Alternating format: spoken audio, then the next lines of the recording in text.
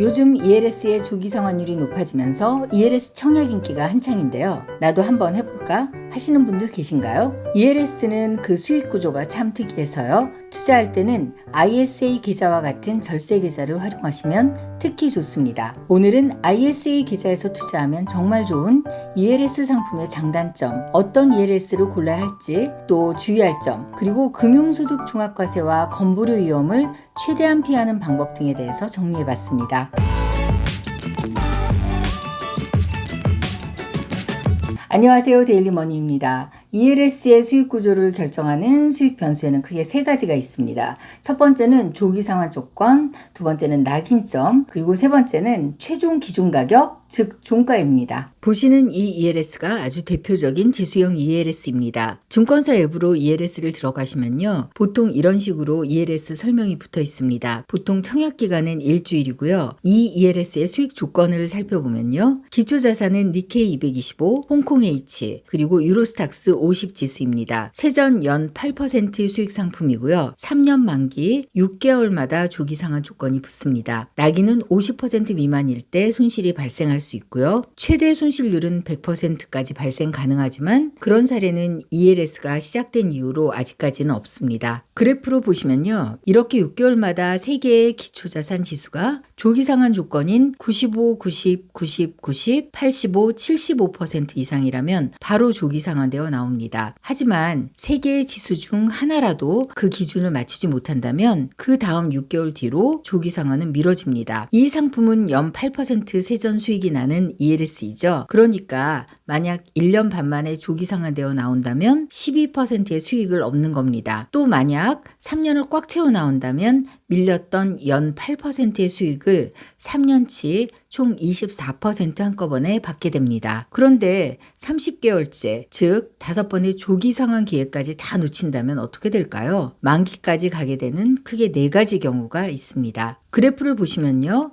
맨 위에 빨강 숫자들이 각 6개월마다 조기 상환 기준입니다. 만기까지 가게 되는 첫 번째 경우는요. 앞에 5번의 조기 상환을 단 한 번도 충족하지 못했지만 기초자산의 최종 기준 가격이 최초 기준 가격의 75% 이상이면 6번째 조건은 충족하게 되어 아무 문제 없이 24%의 수익을 받고 나오게 됩니다. 두 번째 경우는요. 기초자산의 최초 기준 가격이요. 최종 기준 가격인 75% 아래로 떨어졌다 해도요. 낙인 50%를 한 번도 터치한 적이 없다면 걱정하실 것이 없습니다. 첫 번째 경우와 마찬가지로 연 8%씩 3년 해서 24%의 세전 수익이 발생합니다. 이번엔 세 번째 경우입니다. 낙인점 아래로 떨어진 적은 있습니다. 하지만 최종 기준 가격이 기초자산의 최초 기준 가격의 75% 이상이라면 이 경우 역시 24%의 세전 수익이 나옵니다. 바로 문제가 되는 네 번째 경우입니다. 기초자산 중에 하나라도 50% 낙인점 미만으로 떨어진 적도 있고요. 기초자산의 종가도 최초 기준 가격의 75% 미만이라면 이때는 손실이 발생하게 됩니다. ELS의 장점은요. 첫째, 시중은행의 정기예금 금리에 비해서 높은 수익률입니다. 또 비슷한 수익률이 발생하는 배당주와 비교한다면요. 배당주의 경우 주식 하락기에 배당금은 보장되긴 하지만 배당금 축소 위험도 있고요. 주식 자체에서는 손실이 날 가능성이 매우 큽니다. 반면에 ELS는 낙인이라는 극히 예외적인 대폭락을 제외하고는 보통은 다 약속된 수익을 받을 수 있다는 점입니다. 반면에 단점은요. 첫째, 종목형 ELS, 예를 들어 테슬라 ELS 같은 경우에 주식이 상승할 때 주식이 오르는 폭에 비해서 ELS에서 발생하는 수익은 극히 제한적이 될 수 있다는 점입니다. 두 번째는 확률은 적지만요. 낙인 터치 등 가입한 ELS의 수익 조건을 맞추지 못할 경우에는 손실률이 매우 크다는 것입니다. 제 경험을 말씀드리면요. 저는 2009년 초쯤에 ELS 상품을 처음 알게 되면서 그 뒤로 청약을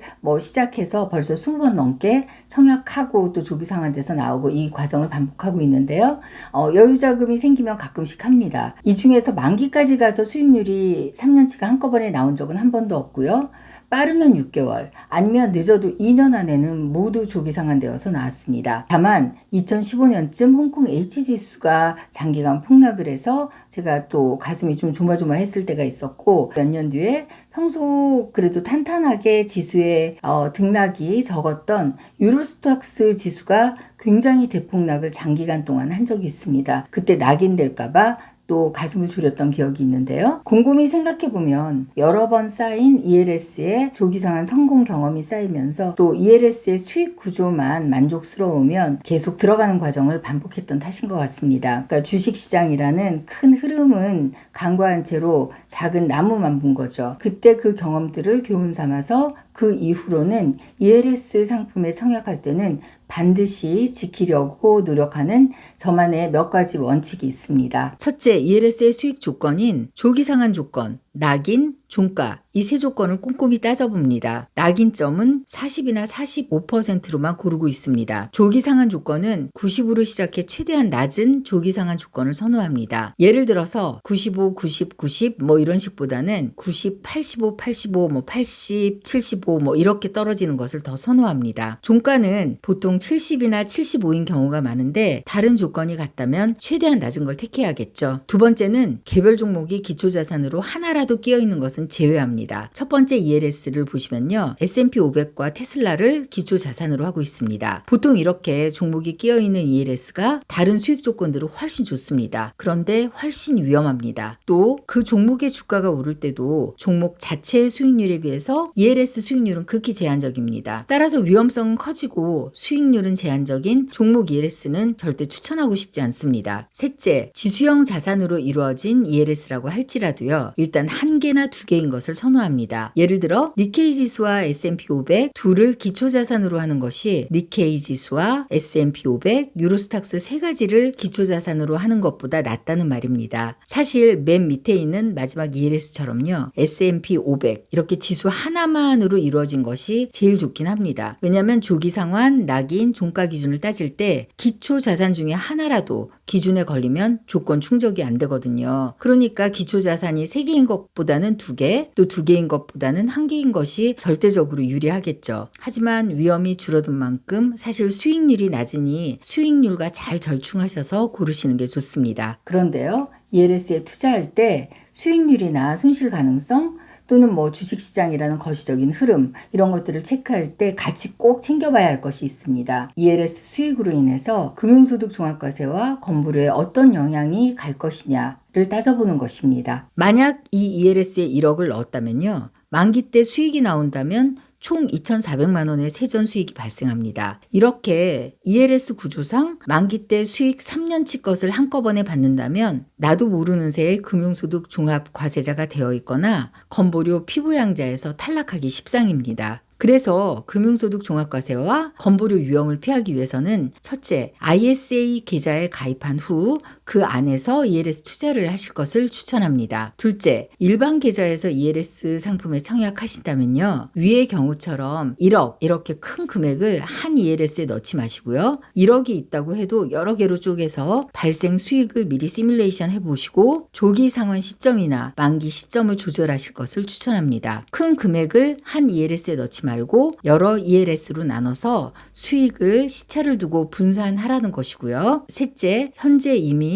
일반 계좌에서 ELS 상품에 가입해 있는 상태이고 또 금융소득 종합과세 기준을 계산해 보니 넘을 것 같다면요. 증여할 가족이 있다면 활용하시면 좋습니다. 가입된 ELS 자체를 배우자나 자녀에게 증여하실 수가 있습니다. 물론 증여 후에 금융소득 종합과세를 피할 수 있는 경우만 하셔야겠죠. 이번에는 ELS 청약을 염두에 두신다면 조심할 점을 알려드리겠습니다. 첫째, 증권사 앱 등을 통해서 오늘 영상에서 보신 수익 조건 등을 꼼꼼히 따져보고 청약하셔야 합니다. 은행에서 실적을 위해 ELS를 권유하고 담당 직원 말만 듣고 가입하면 정말 큰 낭패를 볼 수가 있습니다. 그런 ELS는 보통 조건이 좋지 않아서 주변에서도 보면 낙인 등 손실 위험을 걱정하는 경우를 꽤 봤습니다. 둘째, 보유 중인 ELS가 낙인점을 터치했을 때 더 큰 손실을 볼까봐 해지해버리는 경우가 가끔 있습니다. 아까 만기 때 수익이 나는 세 가지 경우를 보시면요. 낙인 터치를 했더라도 만기 때 종가 위로 기초 자산의